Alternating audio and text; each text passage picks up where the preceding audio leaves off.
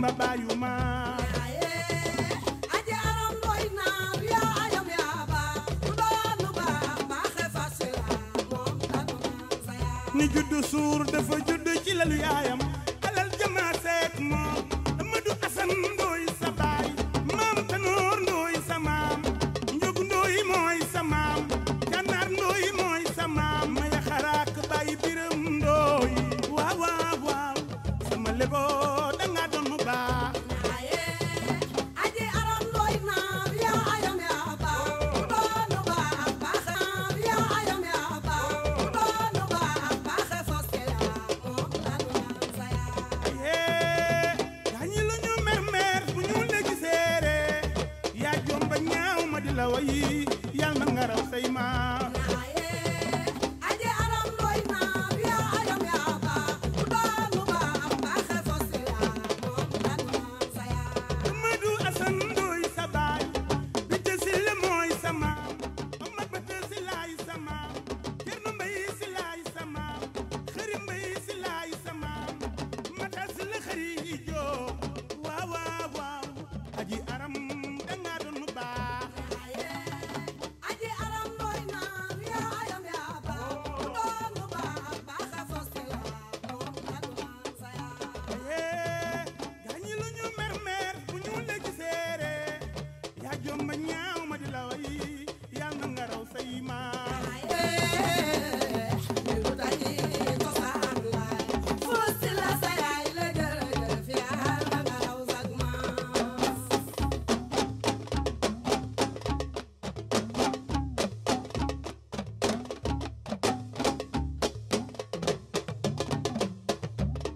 njeñ ca kunun njeñ ca mbaaw njeñ mi ci jënki maa yi lébu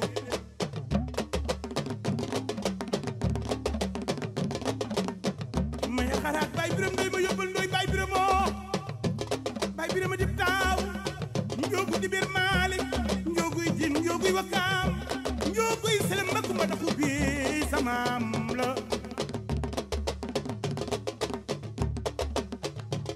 Saliou neexu leenam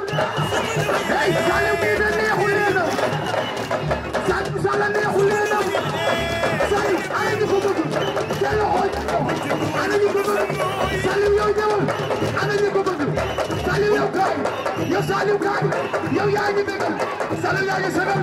Saliou yow ñëwal Saliou kaay Saliou xool di la nii mën a jëla Saliou lii la lii la jëla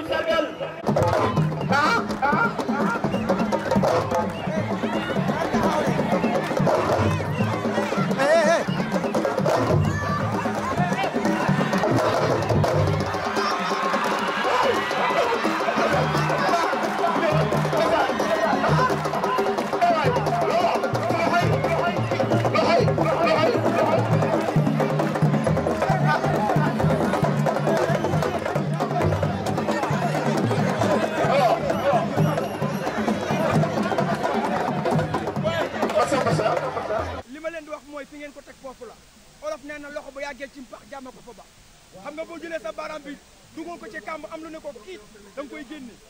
kon na ngeen fi ngeen ko teg foofu la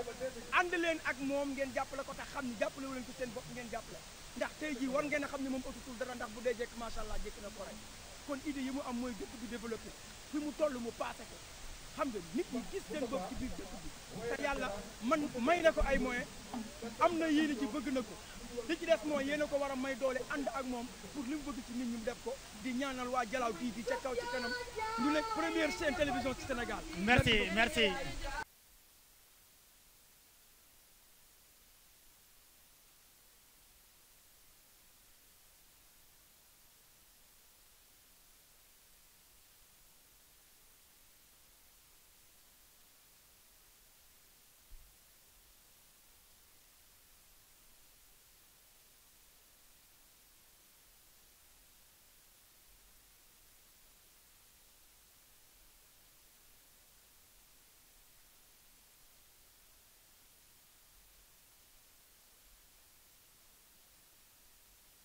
merci. Yes.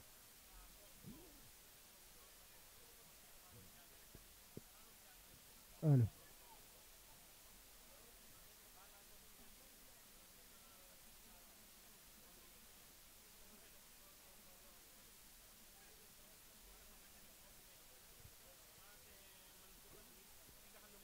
Monsieur le maire Gorgui Ciss bon bi yàlla defee mu nekk fi moom it muy jàngalekat ba mu fi toogee ba léegi gis ngeen li nga xamante ne noonu la jàngum yéen dem du ma ne dafa sooxe mais waroon na raw fii tey gii éducation waroon na romb fii si yéen ndaxte moom ci boppam jàngalekat la lépp lu jëm si jàngale kenn du ko jàngal kenn du ko wax fi jàngale di jëm donc ma koy wax jàngum yéen fu mu yegg si fii tey gii waroon na si def jéego yoo xamante ne tey gii képp koo xamante ne foo mënti nekk si àdduna wala foo mënti nekk si yéen di nga jàng doo am benn problème actuellement il y a un problème d'accès à l'école les élèves n'accèdent plus à l'école kenn dematu fi di jàng da ngay dem tey gi man je sers à Ñangal xale yi plus de 100 personnes laa wax nañ ñëw dañ leen di dàq rek amuñu ko leen recruter dëkkam moom Ñangal xale yaa nga fa amuñu dara loo xamante ne dañ leen di dàq. ñi nga xamante ne ñoo jàngi woon ba pare ñëw créé lu mel ni mel ni Dialaw TV tey la nga leen di wax pour l'instant waa Dialaw gépp ak lay seetaan en direct lan nga jox waa Dialaw TV. waaw wàllum jàng bi moom man li ma ciy wax moom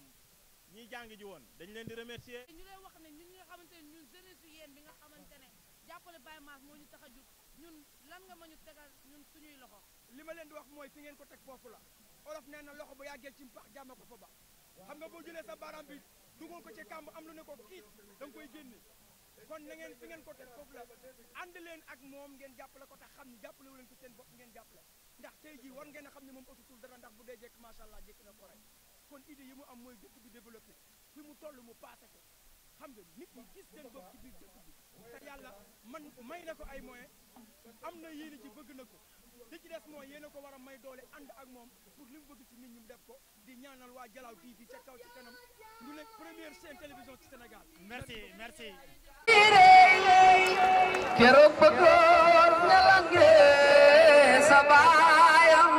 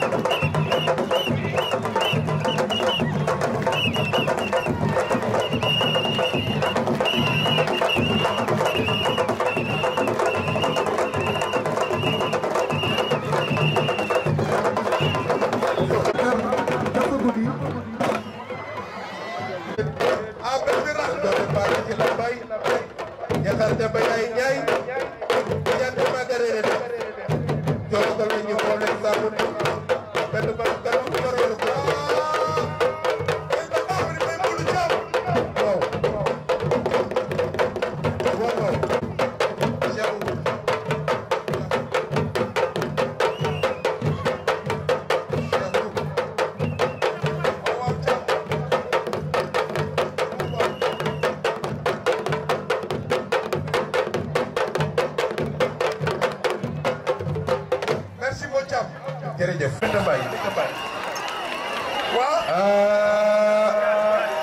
waaye ay ca wax dëggal ka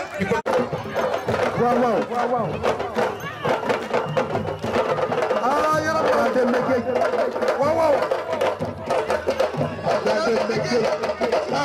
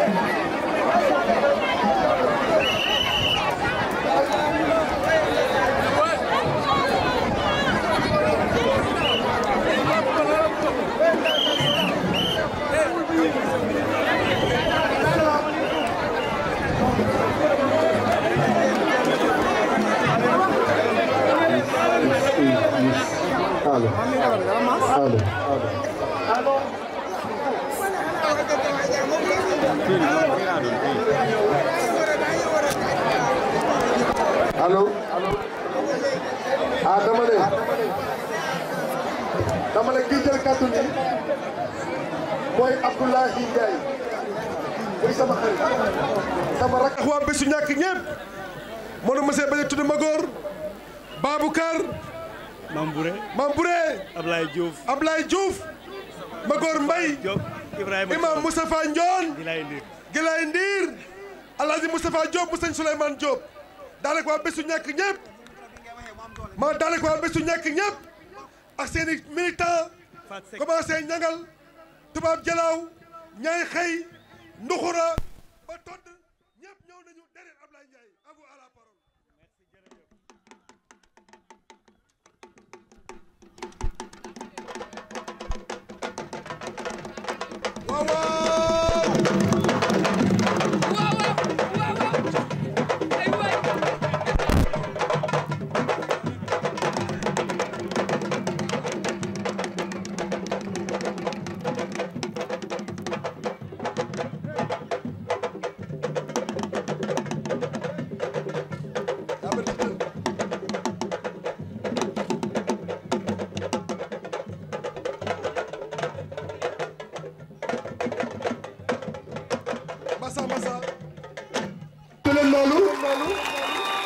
di wax ne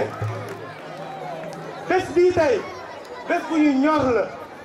ma bëgg nag ñu xam ne lépp lu ñuy def ci ba ba ñuy gagné di ko yóbbu ci commune bii nañu ko defee ci discipline ak respect ak yaru ak gëm suñu bopp parce que suñu candidat noonu la bindoo. loolu am. bu bindoo ci tama ñu tëggee ni tama. lay. mooy jikko maas mooy tama ji. baax yaru oyof te lii tax ma gën a sawar maas ko oyof la ku disponible ku ubbeeku te am naa ne bu la yóbboo fii doo ubbunte yi soxlawuñu kuy ubbi bunta. wax nga ca kaw. parce que nag commune sociale a tax ñu koy wax boo tëjee sa bunta ku am jaaxle di ko jaaxle boo tëjee bu du ñëwee boo ko dimbaliwulee njaxaram du faj ko te boo tijjee bu ñëwee nga faj aajoom loolu la ñuy doyee commune. ubbi nga say bunta ubbi sa bopp ba nga may seet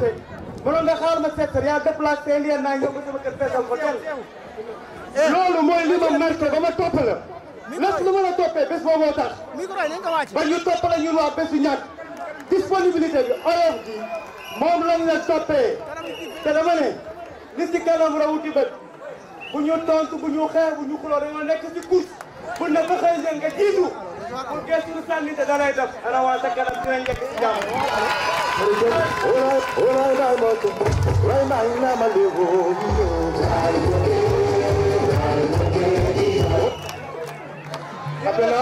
dama ne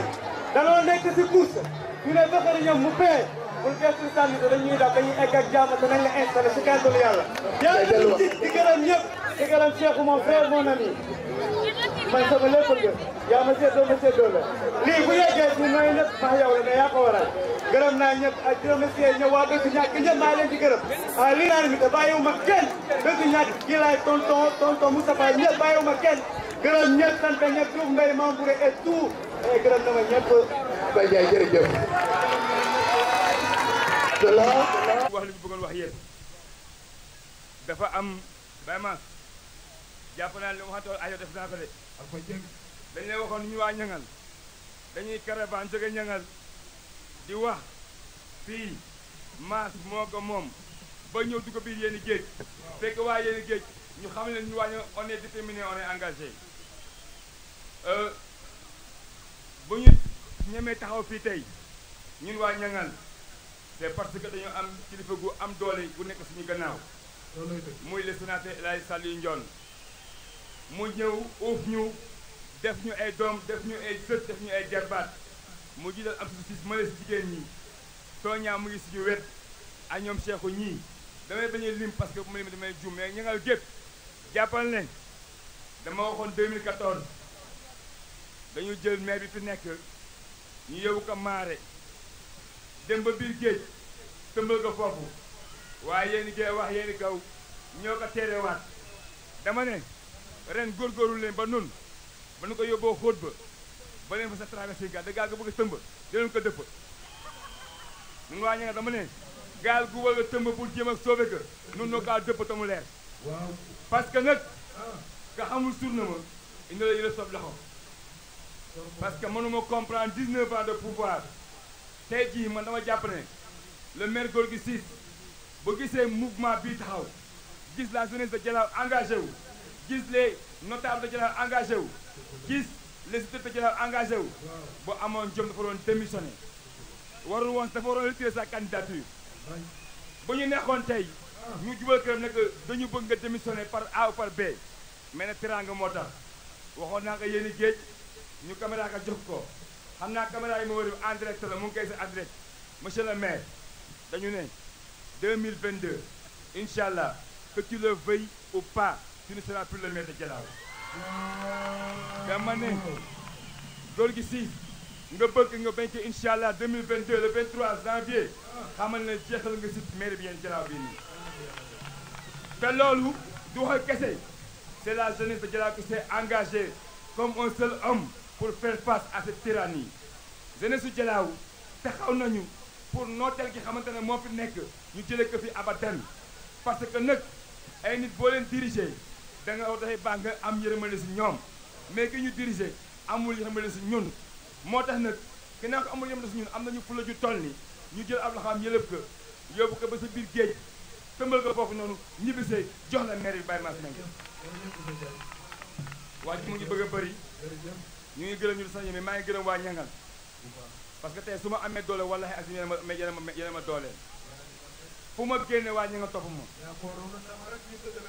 fu ma génne waa ñangal topp ma parce que nag xam nañ ne Thiéba Diagne moo jur Daouda Diagne Thiéba Diagne moo jur Ngaaj Diagne Thiéba Diagne moo jur Goy Diagne Goy Diagne Daouda Diagne jur Pël bi Diagne jur mbéy moomu jur ma donc du ma doxandeem ñangal doo ko doxandeem de donc nag incha allah jeunes yi nañu takku am fulla am fayda xam ne li fi nekk ñun ñoo ko fa jëlee gis nga kër goo dem am na ñaari kilifa ku góor ak ku jigéen mais am na juróom ba juróom benn xale bu xale yi amee fulla am fayda xanaa sax bu leen xamulee Baye Mass xam ngeen Afa Sène bu leen xamulee Afa Sène xam ngeen Omar Faye Diène bu leen ko xamulee maa ne la xam ngeen Abdoul Kader Mbaye bu leen xamulee xam ngeen Ibra Diagne loolu rek doy na sax maa ngi jéggalu di nuyu baax Alpha Dieng maa leen di gërëm leen sant wa salaam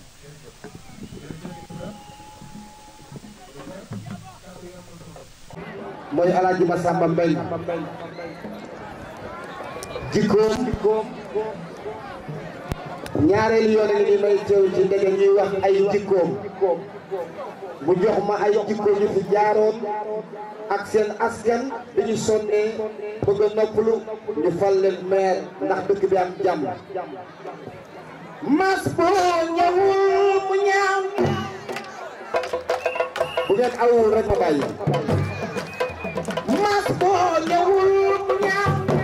jalaawa di jooy boo ñëwul mu ñaaw mas boo ñëwul mu ñaaw jalaawa di jooy boo ñëwul mu ñaaw boo ñëwul mu ñaaw bu aji mu day waay boo ñëwul mu ñaaw ara jigéen ñi mas boo ñëwul mu ñaaw ndox maa ngi jooy boo ñëwul mu ñaaw élève yaa ngi jooy boo ñëwul mu ñaaw mas boo ñëwul mu ñaaw jalaawa ngi jooy boo ñëwul mu ñaaw mas dëgg boo ñëwul mu ñaaw réew maa ngi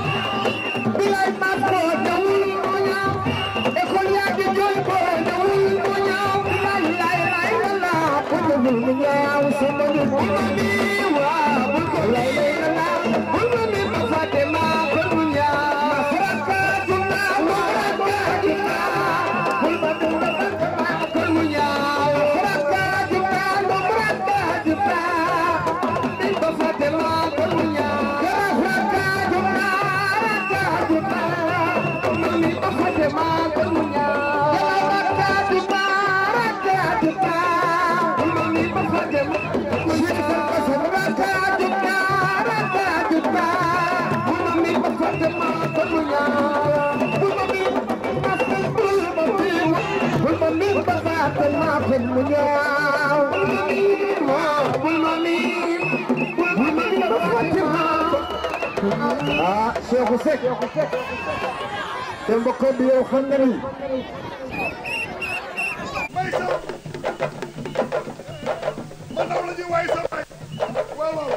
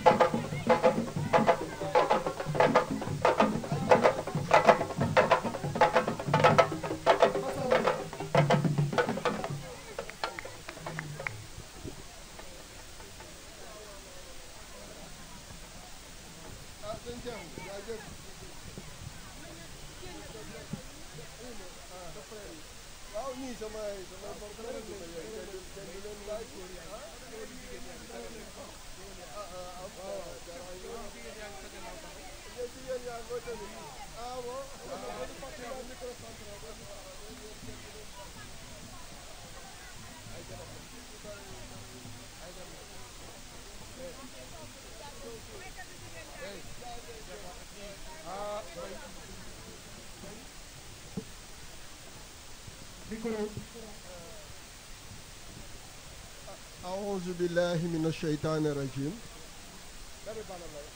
بسم الله الرحمن الرحيم gannaaw ba ma sante yàlla julli ci yonent bi gërëm bu baax sama ñaari waajur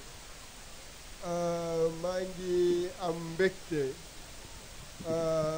teew fii di ci kontaan nag contentement bu rëy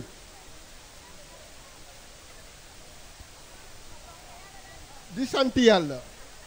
bi mu ibbee ci ñu bët teg ñu ci yoon man je pense que 2007 laa dugg ci politique 2009 dem naa élection ànd ak El Hadji Saliou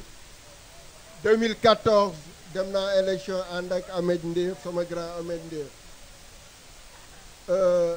tey en 2022 ñu jëm ci incha allah ma fas yéene ànd ak El Hadji Massamba Mbengue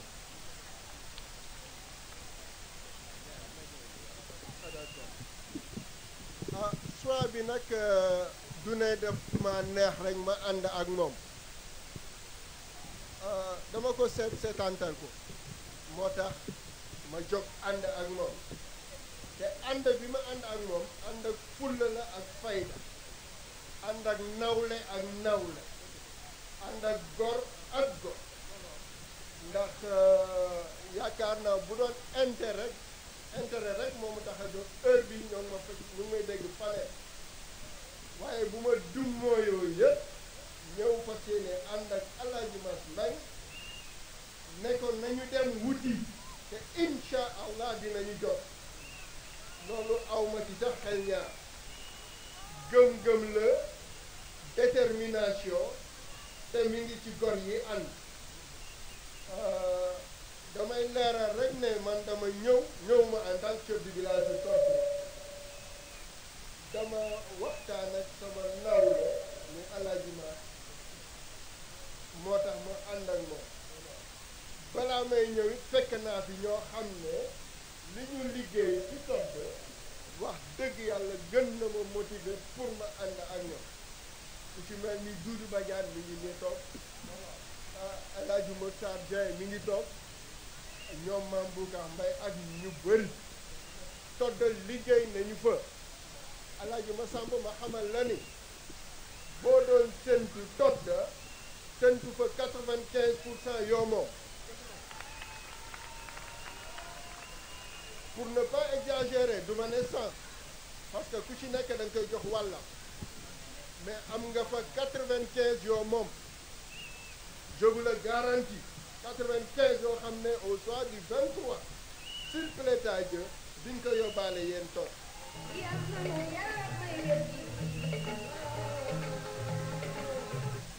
merci beaucoup lépp liñ ci man yokk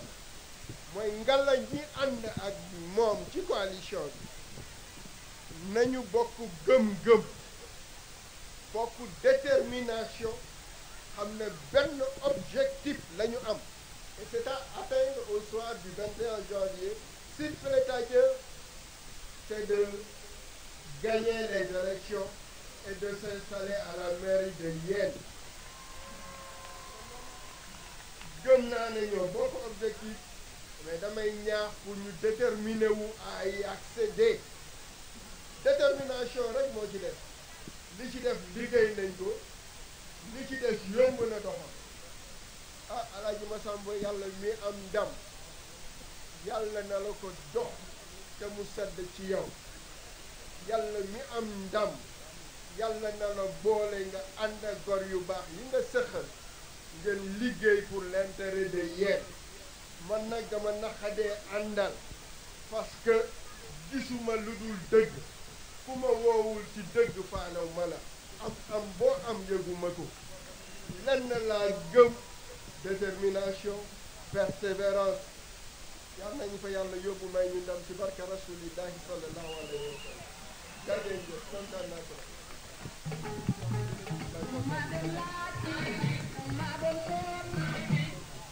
de valeur est très attaché au devenir de notre localité. De mon jeune frère Issa Seck, brillant ingénieur polytechnicien, toujours soucieux de l'avenir de la jeunesse du Guelwaar. De Madame Yacine Niang, infirmière d'État à la retraite, qui a rendu de beaux et loyaux services à la commune de Yène depuis plusieurs années. De Monsieur Maurice du PDS. Chers concitoyens de Yène, le 23 janvier 2022 se tiendront dans notre pays, le Sénégal,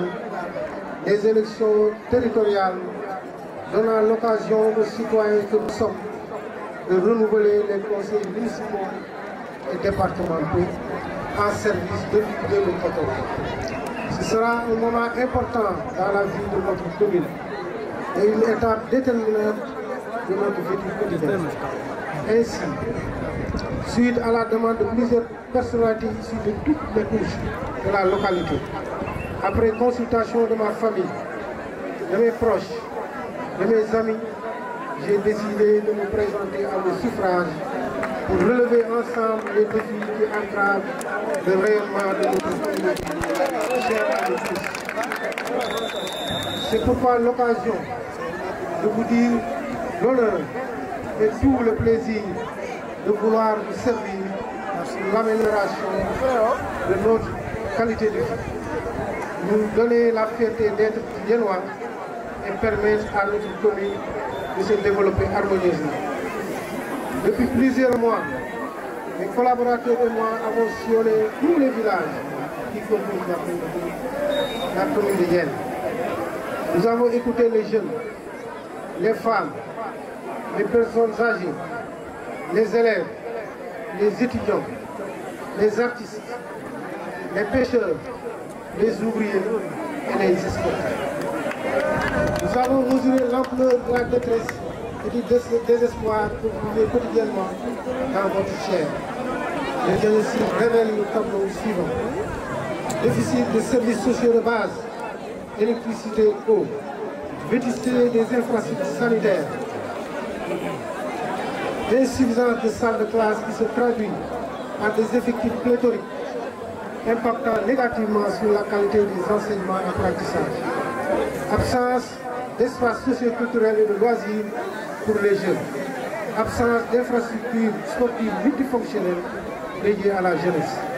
manque notoire de sites de transformation de produits halieutiques pour nos braves femmes, absence de plan directeur d'urbanisme de la commune. Sur toute cette problématique, comme sur d'autres, nous sommes très sensibles aux impatiences que vous exprimez. Nous les partageons. Ainsi, nous prenons l'engagement, ici et maintenant, à apporter les solutions idoines pour transformer positivement votre qualité, votre quotidien, notre quotidien. Cette mission, nous allons l'accomplir ensemble, car nous sommes très attachés au travail collectif. Sans sectarisme et favoritisme, nous souhaitons mettre en œuvre les changements attendus en rompant à l'autoritarisme et à la suffisance. Entouré d'une équipe compétente et expérimentée, composée d'élus, mais aussi et surtout de citoyens engagés, de bénévoles associatifs, d'acteurs économiques, culturels et sportifs, d'ingénieurs rompus à la tâche, des frumiers chevronnés, de commerçants, de cultivateurs, d'éleveurs. nekk benn nekk ay nawle taxaw nag pour liggéey Dialaw nee na nag comme ñëpp engagé naw suñu équipe engagé wu si ñuy ñaan yàlla suñu boroom rek mu defal ñu wér ñu fekke ko tal ko lii ñu yaakaar ne bu sooba yàlla le 23 juin janvier 2022 yàlla dinañu may ndam te Dialaw dinañ ko yóbbu fa mu jëm bu neexee yàlla nee na mu ngi sant mbooloo mi yëpp di leen sant di leen gërëm ndax nit ki nag luwe ay sees yomb na luwe ay paas yomb na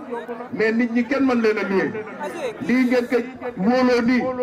ba tax ngeen toog fii bàyyi seeni kër jigéen ñi bàyyi seeni njaboot góor ñi bàyyi seeni soxna te geewe gaan ñu fekk fii ñu ngi ko toog fii yaakaar boobu mu am ngeen am ci moom yàlla bu ko yàlla tas yàlla bi nga xam ne moo jàppale jaamam lii nga xam ne moom la ñuy sumb ñu ngi ciy dugg si bismillahi rahmaani rahim yal nañ yàlla may ñu àggale ko si alhamdulilahi rabil alamin monsieur le maire yal na yàlla guddal sa fan ñun Dialaw ñoo la war a sant ñun Dialaw ñoo la war a remercier coono yii di ay coono kese la ñun ñoo nar a jëlaat ay coono tekka si sa kaw heure bi waroon na fekk nga dem noppala ko ji bu dee liggéey nga ba liggéey jotee bu dee am yàlla may na la teraanga macha allah bu dee kër gu rafet am nga ko bu dee oto am nga ko bu dee compte bancaire am nga ko bu dee njaboot yàlla dégg na la ko kon boo wëlbati ko ne waa Dialaw jël leen li ngeen am téye leen seeni poos man ma jël li ma am ñu bokk ko benn boor da ngaa góore rek te xam ne wallaay sa maama sañ ko fii boo ko defee war na la soo ko defee war na la jërëjëf yàlla yàlla fay.